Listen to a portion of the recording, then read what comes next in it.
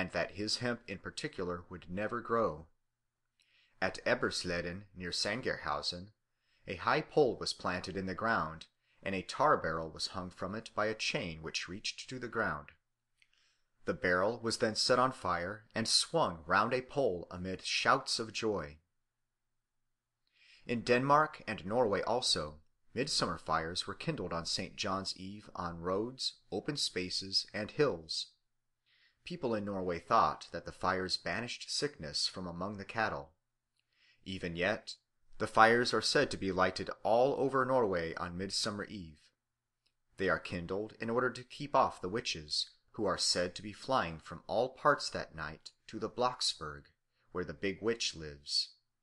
In Sweden, the Eve of St. John, or St. Hans, is the most joyous night of the whole year.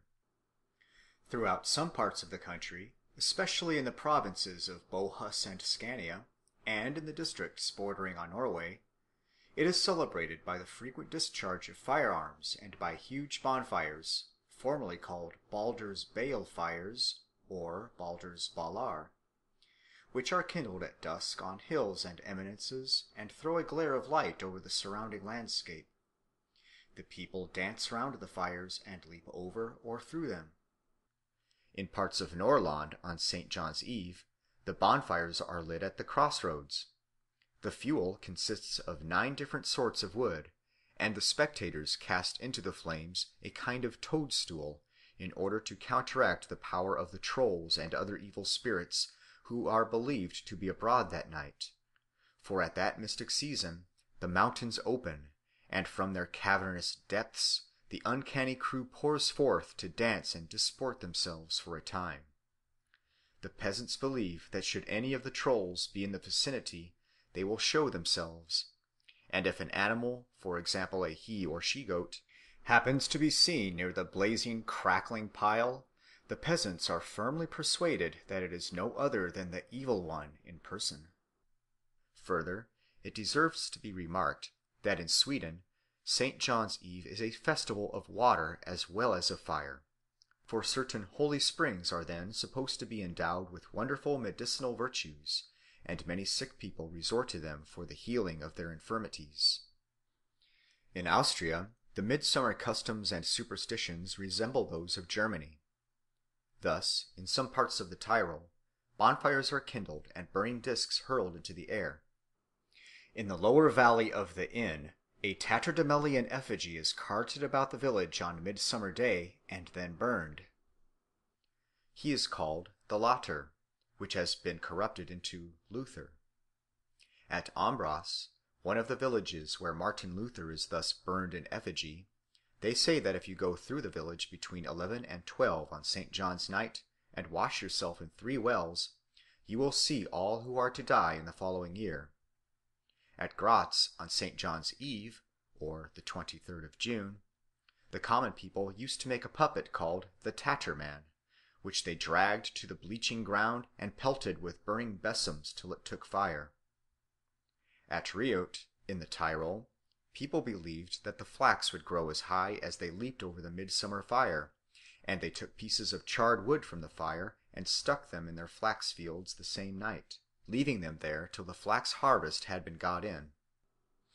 In Lower Austria, bonfires are kindled on the heights, and the boys caper round them, brandishing lighted torches drenched in pitch. Whoever jumps thrice across the fire will not suffer from fever within the year.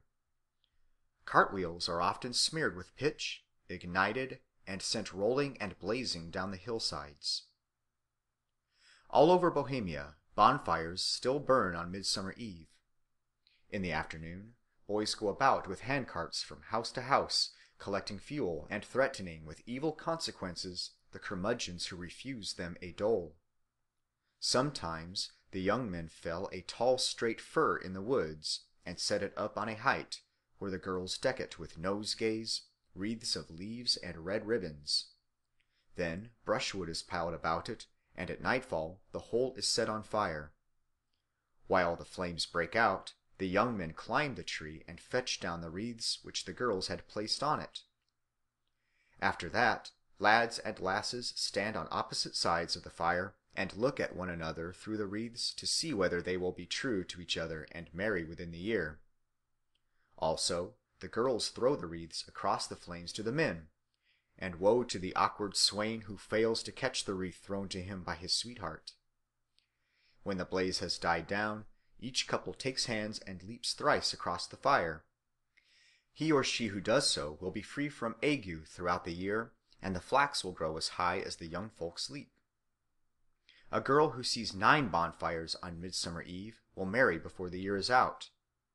The singed wreaths are carried home and carefully preserved throughout the year. During thunderstorms, a bit of the wreath is burned on the hearth with a prayer. Some of it is given to kine that are sick or calving, and some of it serves to fumigate house and cattle stall, that man and beast may keep hale and well. Sometimes an old cartwheel is smeared with resin, ignited, and sent rolling down the hill. Often the boys collect all the worn-out besoms they can get hold of, dip them in pitch, and having set them on fire, wave them about or throw them high into the air. Or they rush down the hillside in troops, brandishing the flaming brooms and shouting. The stumps of the brooms and embers from the fire are preserved and stuck in cabbage gardens to protect the cabbages from caterpillars and gnats. Some people insert charred sticks and ashes from the midsummer bonfire in their sown fields and meadows, in their gardens and the roofs of their houses, as a talisman against lightning and foul weather. Or they fancy that the ashes placed in the roof will prevent any fire from breaking out in the house. In some districts they crown or gird themselves with mugwort while the midsummer fire is burning, for this is supposed to be a protection against ghosts, witches, and sickness. In particular, a wreath of mugwort is a sure preventative of sore eyes. Sometimes the girls look at the bonfires through garlands of wild flowers, praying the fire to strengthen their eyes and eyelids. She who does this thrice will have no sore eyes all that year.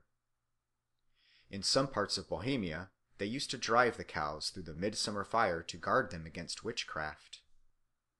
In Slavonic countries also, the midsummer festival is celebrated with similar rites. We have already seen that in Russia on the eve of St. John, young men and maidens jump over a bonfire in couples, carrying a straw effigy of Kupalo in their arms. In some parts of Russia, an image of Kupalo is burnt or thrown into a stream on St. John's night.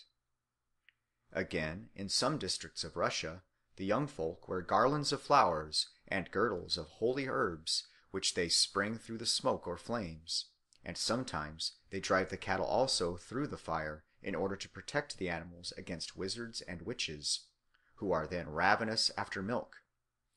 In Little Russia, a stake is driven into the ground on St. John's night, wrapped in straw and set on fire. As the flames rise, the peasant women throw birchen boughs into them, saying, "May the flax be as tall as this bough." In Ruthenia, the bonfires are lighted by a flame procured by the friction of wood. While the elders of the party are engaged in thus churning the fire, the rest maintain a respectful silence. But when the flame bursts from the wood, they break forth into joyous songs. As soon as the bonfires are kindled, the young people take hands and leap in pairs through the smoke, if not through the flames, and after that the cattle in their turn are driven through the fire. In many parts of Prussia and Lithuania, great fires are kindled on Midsummer Eve. All the heights are ablaze with them, as far as the eye can see. The fires are supposed to be a protection against witchcraft, thunder, hail, and cattle disease, especially if next morning the cattle are driven over the places where the fire burned. Above all, the bonfires ensure the farmer against the arts of witches who try to steal the milk from his cows by charms and spells. That is why next morning you may see the young fellows who lit the bonfire going from house to house and receiving jugfuls of milk. And for the same reason, they stick burrs and mugwort on the gate or the hedge through which the cows go to pasture, because that is supposed to be a preservative against witchcraft. In Masuren, a district of eastern Prussia inhabited by a branch of the Polish family, it is the custom on the evening of Midsummer Day to put out all the